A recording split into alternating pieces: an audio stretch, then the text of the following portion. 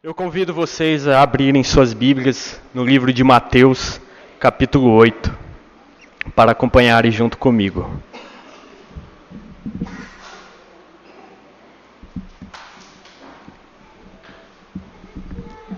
Mateus, capítulo 8.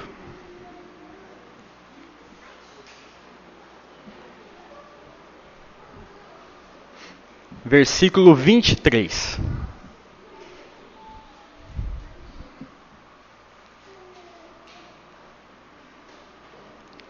Vamos lá? E entrando Jesus no barco, seus discípulos o seguiram. E eis que se levantou no mar uma tempestade tão grande que as ondas cobriam o barco. Porém, Jesus estava dormindo. Aproximaram-se seus discípulos e o despertaram, dizendo: Senhor, salva-nos, estamos perecendo. E ele cuidadosamente levantou-se e disse: Por que temeis? Por que temeis, homens de pouca fé? Então, levantando-se, repreendeu os ventos e o mar, e sobreveio grande calmaria. E os homens, os discípulos, se maravilharam, dizendo: De que natureza é este homem, que até os ventos e o mar lhe obedecem? E o interessante é que vemos perfeitamente a autoridade de Cristo aqui. Que tipo de homem é este que até os ventos e o mar lhe obedecem? Mas se passarmos a observar no capítulo 8, Jesus estava dormindo.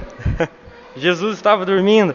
Ou seja, alguém entre os trovões e os gritos dos discípulos estava dormindo. Jesus estava dormindo. E não era um simples cochilo ou uma soneca da tarde. Jesus estava dormindo profundamente. E o acordaram. Alguém aqui consegue dormir durante um solo de bateria? Ou durante um túnel de vento? Ou até mesmo durante uma montanha russa fazendo um loop? Não. Mas Jesus estava fazendo os três. E o acordaram. E Jesus levanta a cabeça, olha para os gritos e o desespero dos discípulos, e olha também para aquela grande tempestade, e fazem a ele uma simples e uma pergunta honesta: por que vocês estão com medo?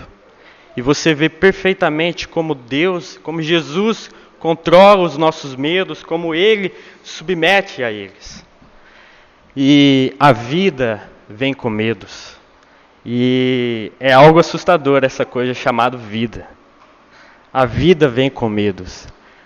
Medo do amanhã, medo de fracassar, medo da economia, medo de guerras, medo de tantas coisas, mas o medo tem o seu propósito em si. Por medo, nós não saímos durante uma chuva descalços por medo do raio. Por medo nós nos afastamos de prédios que talvez pudessem estar em chamas.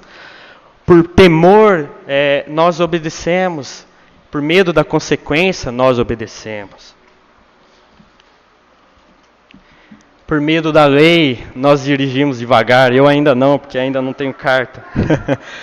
Mas é sábio dizer que a obediência, a verdade é que o princípio da sabedoria começa quando começamos a temer ao Senhor. Então o medo em si só não é um pecado, mas a má administração do pecado, a má administração do medo pode levar ao pecado.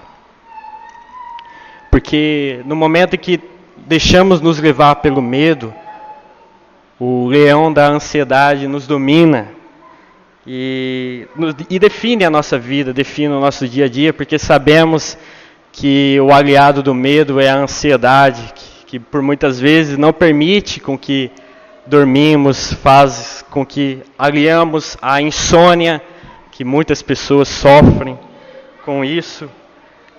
Mas isso é o que Cristo nos adverte, assim como os seus 2 principais mandamentos, para que não tenhamos medo. Mas nós fazemos isso hoje, nós tememos o amanhã. Nós tememos o amanhã. Mas Jesus diz para não vivermos nesse estado, porque Deus não nos concedeu um espírito de medo. Deus não nos concedeu um espírito de medo. Quando eu tinha 8 a 10 anos, nós morávamos em uma casa que tinha apenas um quarto. Apenas um quarto. E a sala ficava de frente com uma porta. E essa porta dava de frente com a garagem. E eu dormia lá. Obviamente meu pai sempre esperava eu dormir antes dele ir dormir para que eu não tivesse medo. Mas todos os dias, toda madrugada eu acordava e me deparava num estado de ausência, num estado de solidão, e um medo me tomava conta. Só que meu pai estava dormindo e eu tinha receio de ir acordá-lo. Assim como Jesus estava dormindo durante a tempestade. E eu lembro que eu acordava meu pai e dizia: pai, eu estou com medo. E ele dizia: por que você está com medo? E eu dizia para ele sobre o meu medo do escuro, o meu medo de dormir sozinho. E ele dizia: tudo bem, dorme aqui comigo. E quando eu deitava entre ele e minha mãe, todo aquele medo se desfazia, todo aquele medo. E assim na vida com Jesus. É assim na vida de Jesus. Jesus acordou depois da sua soneca da tarde, olhou para a tempestade, olhou para o desespero dos discípulos e a repreendeu. Jesus levantou-se, deu o comando para o vento e as ondas e tornou-se completamente calmo. Fez com que aquele mar se tornasse um mar congelado e fez com que os discípulos se maravilhassem, dizendo: que tipo de homem é este que até o mar e os ventos lhe obedecem? Pode ser que Deus vê o seu medo, assim como meu pai viu o meu medo do escuro.